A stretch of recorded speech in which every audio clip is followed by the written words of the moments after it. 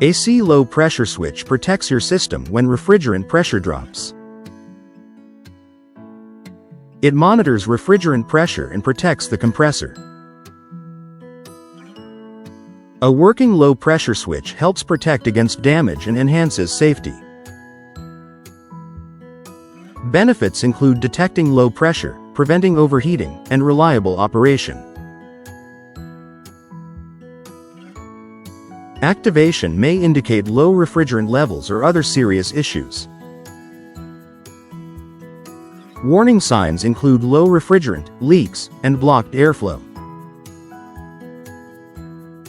Never bypass the low pressure switch. Diagnose and correct the problems. Regular maintenance identifies issues before compressor damage occurs.